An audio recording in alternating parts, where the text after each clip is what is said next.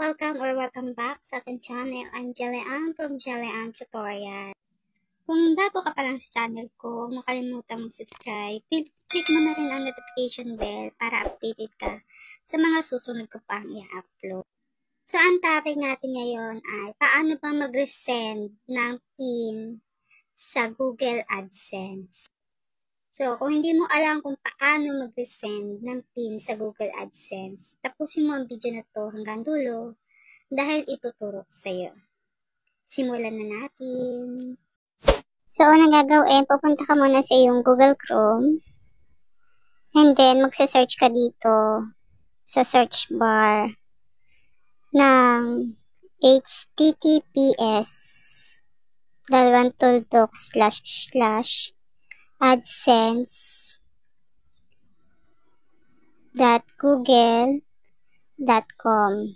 So, ayan, lalagay ko na lang dyan para kita nyo. And then, search. Ito yung lalabas. Click nyo lang yung login.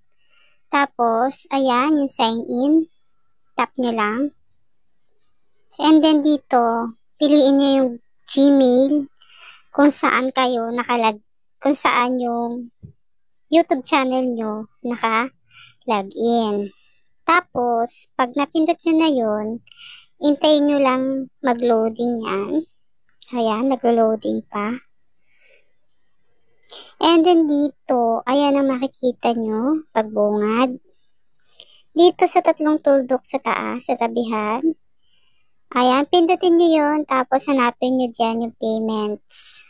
Then, scroll up nyo lang. Ayan. Pag napindot nyo yung payments, ayan, susum ko ha. Ayan. Pindutin nyo naman yung verification check. So, ito yung payments, verification check. Tap natin. Tapos, wait lang natin siyang mag-loading. So, yan, wait lang natin. At ito yung lalabas. So, scroll up lang natin para makita natin tong resend PIN. Ayan siya. Ito. Ayan ang pipindutin nyo para makapag-resend kayo ng PIN. So, ito. Tapos, pag pinindot nyo yun, pwedeng mag-update kayo ng address. O halimbawa may babaguhin sa address nyo, ito ang pipindutin nyo, update address. Yan. Kung wala naman kayong babaguhin, mag-resend na kayo ng PIN. Ayan.